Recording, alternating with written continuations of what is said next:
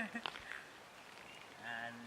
yoga means to be united, to be together, internally and externally. We have this mind, intellect, and then the spirit and the body, and most often they function very, very disharmoniously.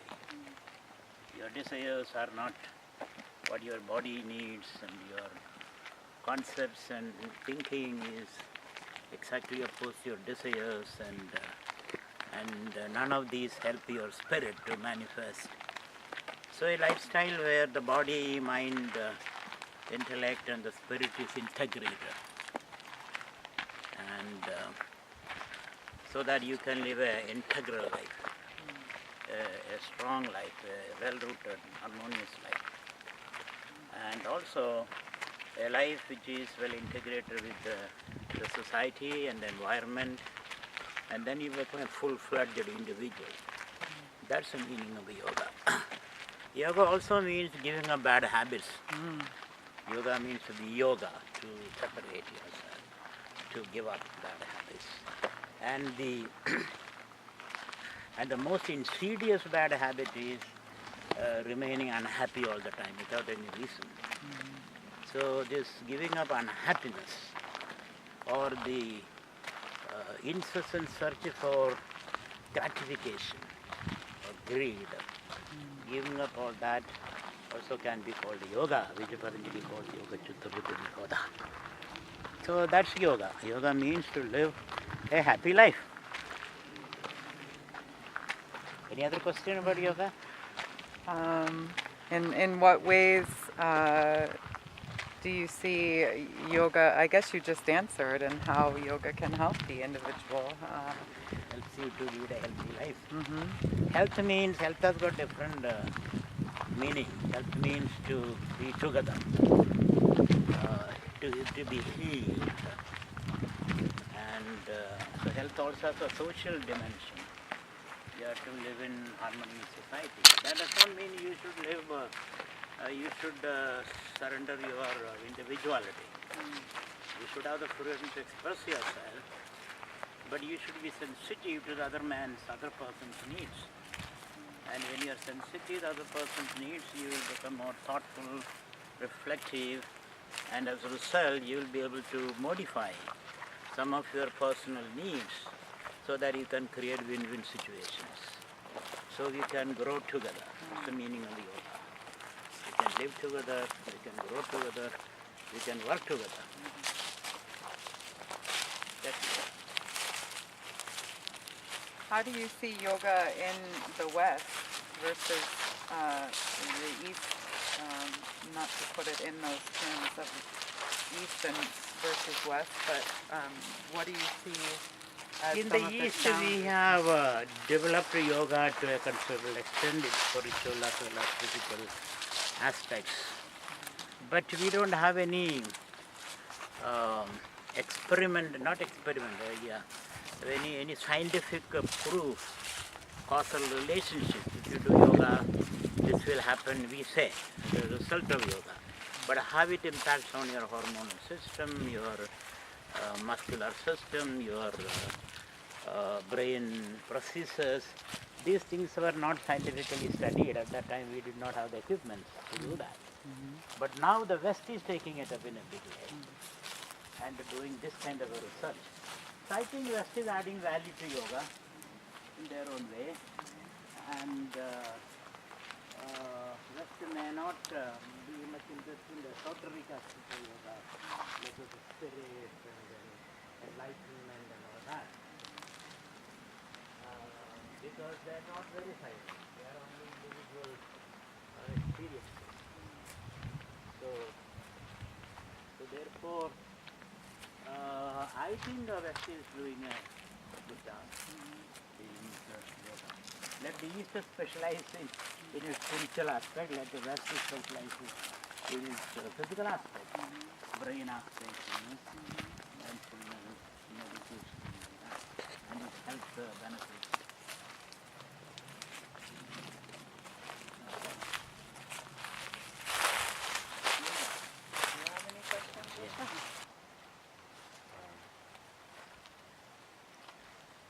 How would you describe the differences between yoga, meditation, concentration, those similar ideas? Meditation and concentration come under yoga. Yoga is a umbrella word. And meditation means three things. To focus on certain idea or a program of action, and while you are focusing, you also have to keep aware of the entire ecosystem, the background. And when you do that, focused activity with a calm mind, then you get access to the spirit. Spiritual awakening happens. And all these three things put together is called samyama. For example, you are talking to me, you are listening to me, or I am listening to a question. That's called focusing. I am not listening to any other thing. But while I am listening to you in a focused way, I am also aware of the airplane passing over my head. And I am also aware of the cool air dancing around me and the sunset. So I am aware of the entire beauty that is surrounding me. But that's in the background. And then my mind is very quiet. In that quiet mind, I get access to I am happy. So when these three things happen simultaneously, then you are in. And for this, maybe you may have to sit quietly like this, what we are doing. We are not running around. And we may have to breathe properly, because when we concentrate, our breath becomes deep. When you don't concentrate, it is shallow, episode. So it is an entire, your whole system and your environment participate in the yoga project, the yoga experience. And you become supremely creative at that point. And times disappear. You don't experience the time. You are in the timeless zone. That's yoga. So let me repeat. Concentration means focusing your attention on a chosen thing. Then concentration. Then there is something called contemplation. Contemplation means being aware of the environment in which you are situated. And real meditation means abiding in the self, which is called swasthya, swasthada, or yoga, or samadhi. So these three things should happen simultaneously. They are not serially happening, they are simultaneously happening.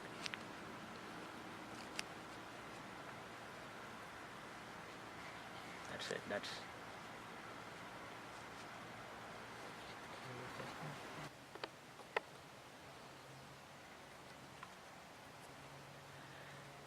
Well, people say that without desire you have no existence. Would you agree with that, Swamiji?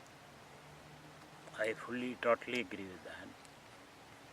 Desire is an expression of your existence, your individuality, your selfhood. And it is through desire you express yourself and discover your potential. So desire is very, very important in defining who you are, experiencing who you are, and realizing your full personhood. And there is a mantra in the Upanishad which says the Brahman is the word for existence. Brahman desired to become many. So the desire is a effort to understand itself in its full splendor.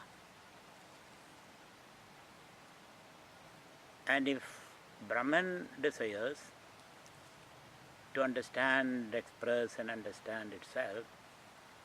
We being aspects of that Brahman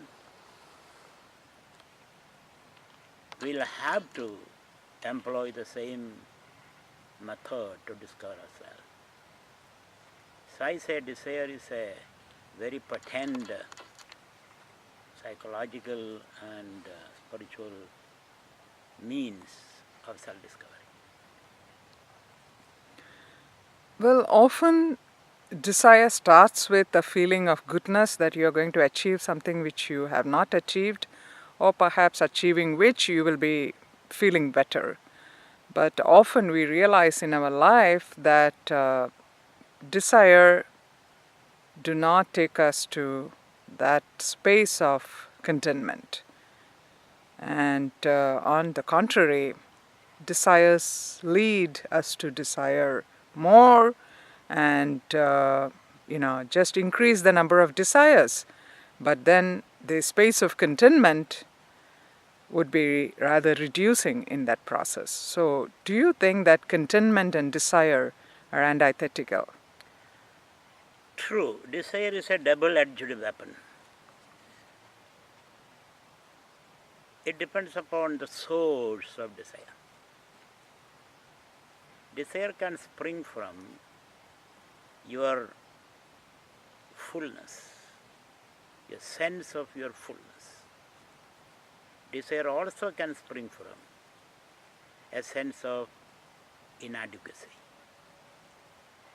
If desire springs from inadequacy, that desire I will call self-aggrandizing desire. A desire to add on to you. And then you seek objects outside, people, places, things, name, fame, money, power, control. Then it becomes exploitative. Exploiting nature, exploiting people. And the more you have, the more you desire. Become greed. It becomes like a fire. The more you pour oil into the fire or wood into the fire, the more it becomes a blaze. And it leads to dissatisfaction, disappointments, discontent, and a sense of wretchedness at the end of the day. That you sweated and toiled, you amassed many things, but in the midst of the possessions, you feel miserable. A sense of impotency arises. Whereas desire can come from a sense of self-sufficiency. It's a blessing, I should say. And when you desire from that desire becomes self-giving desire, explorative desire, a desire where you become creative, expansive, inclusive. It is that desire which I am supporting. So let us understand a self-giving desire, self-aggrandizing desire. So that shift in self-understanding has to happen. And that shift can happen only by reflection. Maybe a lot of experiment in life, experiences in life. And when you discover that this life of consumption, the more I consume, the happier I become, that kind of idiotic ideology has to be reflected upon. Then you become reflective, you sit down and reflect. And when you reflect, suddenly you realize, wait a minute, this is not me, I am something different. That kind of a quantum shift or a paradigm shift has to happen. And that can happen only by reflection born of better experiences. So I think both the desires are good that way. First you pursue outside, power and money, all that. Then you become disappointed with that. You become wiser. And then you become reflective. then a new desire arises to share, to give. The more you give, the more you have. Earlier, the more you possess, the less you have. Possession, you possess and you perish. You share and you flourish. That you experience. Well, it looks like we discussed desire from the point of view of a person who is endowed with material comforts, resources, and the wherewith to live. How about someone's desire is controlled and designed and decided by somebody else, a third person, who is, well, in short, are we all free to desire what we want? Perhaps my desire is not actually my desire, but which is influenced and directed by somebody else in whose dominance I live. And this could be from an individual's perspective or from a state's perspective. So, for example, if I live in a community or a family where there are people who are more dominant, my desires could be controlled and influenced by them. And as a community or a set of people, the state controls people's desires. So desire by itself is designed by perhaps not the person who desires, but another individual or a set of individuals or a community of people who will tell you what you can desire. What would you comment on that? It's true. We cannot live an isolated life. We have to live in a community, because by reaching out to the other, I reach more into myself. If I live in an island all by myself, then my sense of self will be very limited. So I have to interact with the other. We have to engage in a dialogical process. Through this dialogue, through this interactive dialogue, I discover more and more of myself. So desire does have a community dimension about it. I influence you, you influence me, and even my enemy influence me, my desires. But though I am influenced, I influence also. I influence others influence me. So I am not fully, totally independent, nor I am totally dependent. I am interdependent. So my mother, my parents, my father, my parents, my brothers, my family, my community, my country, my environment, climate, weather, etc. influence my desire. Now I need warm clothes because I am sitting in a very cold climate, weather. When I go to India, I don't need this, I shed all these things. So I agree, our desires are influenced, and I have to engage in conversations. Through these conversations and dialogues, I modify my desires. I set aside some of my desires. I insist on some of my desires. All these negotiations are possible. And it is also true that I can be very much influenced by the community if I am a weak person. But I believe people are all have the capacity to know who they are, to discover their depth, and sometime or other they will find out that they have been cheated, they have been exploited, and once they discover it, they have enough energy and resource to come out of that bad influence. So our desires are communal desires, I agree, not fully independent desires. Is there any stage in my life or your life where we can say we can exist without desires? Which means the less number of desires each one of us would possess, the better the world would be. Yes. I, for one, believe that we are slowly moving towards a situation where we will be forced to reduce our desires. It is good for our health, the health of our environment, and we may be forced to do that. And we may move away from a consumerist society to a sharing society, a reflective society. That may be possible.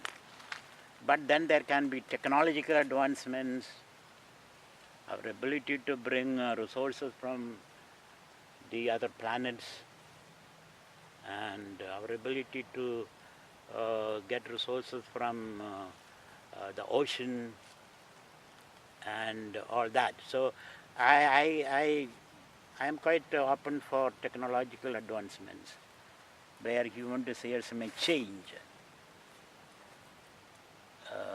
But at this point, I can only see our survival depends upon how much less we need and how much more we can share. That also is a desire, the desire to share. Well, the human race is supposed to be built upon a sense of achievement, and desire is kind of a facade which creates an illusion of contentment in us. But then if you look at the history of human civilization, it's based on discontentment. So is desire a kind of a mass illusion which is thrust upon the human mind, which gives a sense of urge towards achieving something and then feeling contented, but in the whole process actually moving towards more and more discontentment? Yeah, desire will lead to discontentment provided or only when the desire springs from a very shallow level of your individuality. If the desire springs from the deeper levels, the desire is only to give and share and invent and discover and add to the wealth of the world. So, and a certain level of discontentment is good, I think. You should not have a false sense of satisfaction. Certain level of discontent to improve your performance, pursuit of excellence, beauty, goodness, truth. So that gap between you and the goal that you strive to achieve will always be there, and it is good. Certain level of discontentment is good, so that you don't sleep all the time. You are always alert.